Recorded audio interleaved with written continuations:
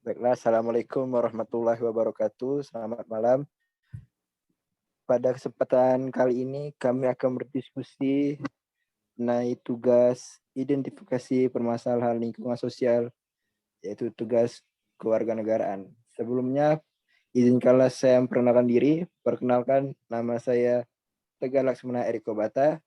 Saya Awini Ardelahap. Saya Aprilia Angelestari. Saya Nadia Ananda.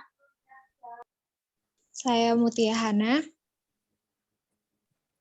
Saya Miranda Angelika Adelia. Saya Fitria Tantiano Ferianti. Saya Nabila Fitri Noviani. Saya Salma Rehan Nabila.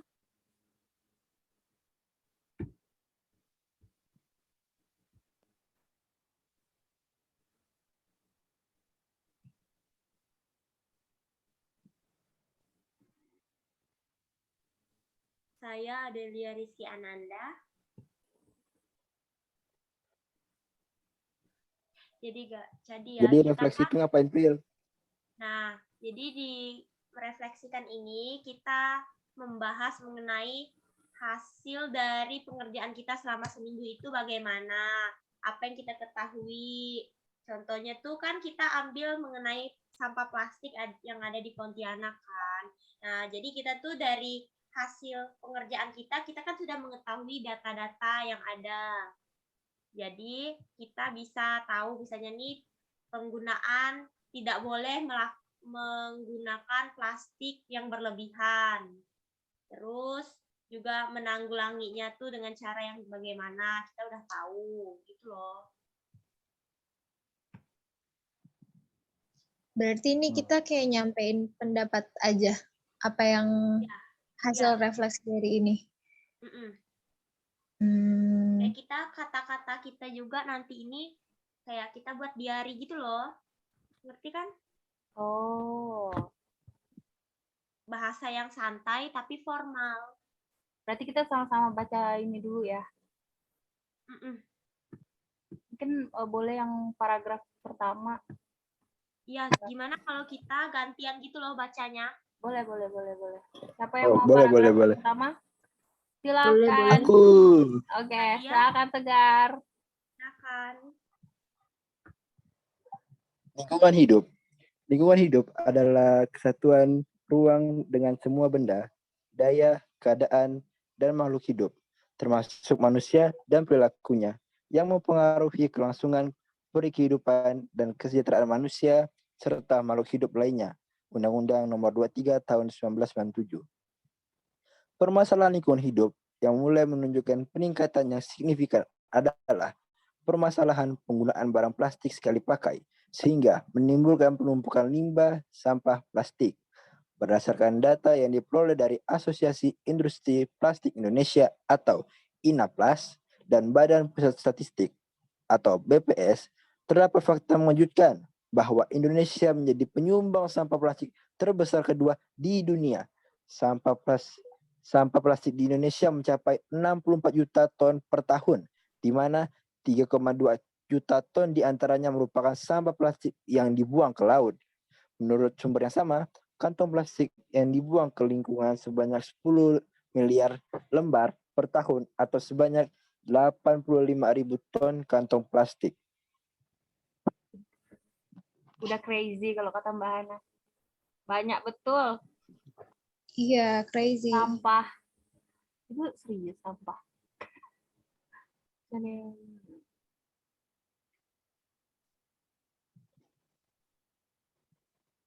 Yang lain baca. Lanjut. Paragraf. Oh, kita nggak refleksiin per paragraf gitu ya? Per lembar aja gitu. Tidak. Kita langsung ambil garis besarnya aja nanti. Oh, oke. Tapi bebas sih kalau misalkan per paragraf. Tapi kalau misalkan per paragraf itu akan lebih panjang gitu. Oh, oke. Terus siapa lagi yang mau ini? Fitria boleh? Boleh. Boleh.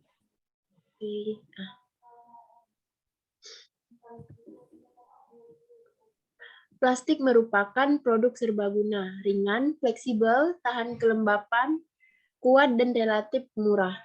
Sifat plastik tersebut dianggap sangat memberikan kemudahan dalam keseharian manusia. Oleh karena itu, berbagai kemudahan tersebut, sektor industri di seluruh dunia terdorong untuk menghasilkan lebih banyak produk berbahan plastik. Meski dianggap praktis dan ekonomis, nyatanya penggunaan plastik dapat menimbulkan limbah sampah plastik yang sangat berbahaya bagi lingkungan hidup dan komponen di dalamnya.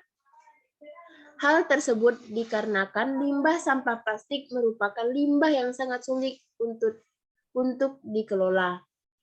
Dibutuhkan waktu 1000 tahun agar plastik dapat terurai oleh tanah secara sempurna.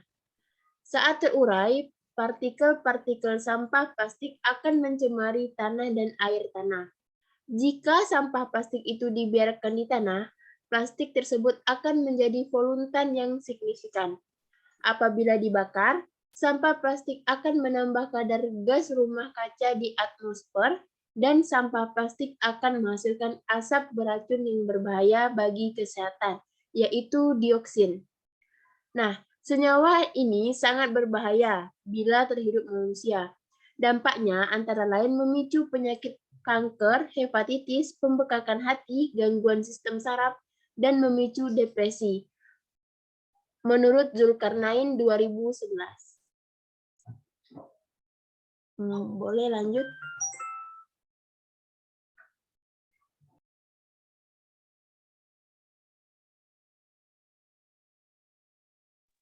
Ayo, siapa lagi mau baca selanjutnya?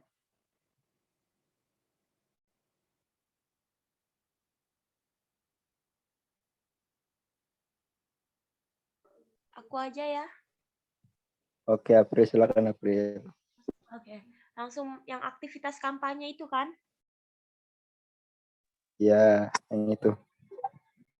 Aktivitas kampanye yang dilakukan Greenpeace Indonesia merupakan salah satu kegiatan humas yang memberikan penerangan dan pembujukan pada masyarakat, guna menumbuhkan sikap ramah lingkungan terhadap fenomena sampah plastik yang semakin meningkat.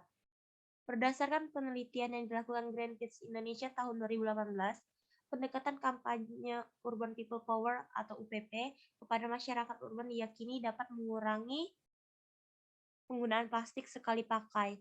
Hal ini dilakukan dengan hasil wawancara dengan seorang campaigner Greenpeace Indonesia, yaitu Mas Atta. Unit People Power UPP melakukan kampanye pantang plastik melalui media sosial, kegiatan lapangan clean up yang biasa dilakukan di beberapa pantai berbranded untuk mengetahui brand yang menyumbang sampah plastik paling banyak, serta mendukung dan mengikuti berbagai kegiatan yang dilakukan oleh gerakan global bebas dari plastik atau yang lebih dikenal dengan Break Free from Plastic.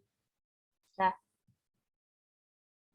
baik, jadi kita merefleksikan dari hasil pengerjaan kita itu, berarti kita mendapatkan tujuan yaitu untuk memusnahkan sampah secara cepat dan signifikan juga kan, dan dapat menghasilkan listrik dan mencari terobosan penyelesaian masalah sampah yang ada di Indonesia. Nah, mungkin teman-teman yang lain ada pendapat yang lain juga, kita bisa ambil bertukar pendapat. Oke, sekian dari saya. Oke, aku izin menanggapi ya. Jadi kalau dari aku, setelah kita mengetahui informasi dan kita juga kemarin sudah mencari-cari data dari website data sampah nasional, kayaknya penting banget nih buat kita untuk meningkatkan awareness terhadap sampah-sampah itu. Jadi misal dari kitanya bisa melakukan aktivitas-aktivitas yang bisa mengurangi dampak dari sampah-sampah plastik. Misalnya kayak kita menggunakan botol-botol minum, jadi nggak perlu pakai botol minum yang sekali pakai kayak gitu. Terus ngomong apa lagi sih kalau mau akhirnya tuh? Udah guys. Oke, setuju banget sama yang tadi Hana kasih pendapat itu. Kayak kita itu harus ningkatin awareness terkait sampah plastik yang emang volume sampahnya itu lagi meningkat-meningkatnya gitu. Jadi kita kan sebagai generasi muda, jadi kita tuh yang harus banget buat meningkatkan kesadaran diri gitu. Terima kasih. Oke, berarti yang kita diskusi ini tentang kesadaran kita ya sebagai warga negara, warga Pontianak untuk menjaga lingkungan kita agar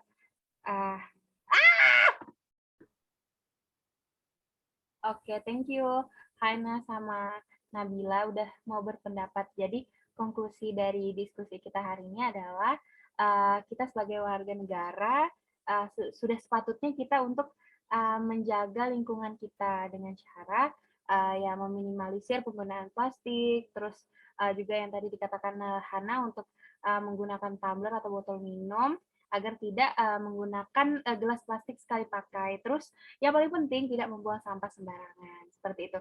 Sekian dari kami, kelompok 2.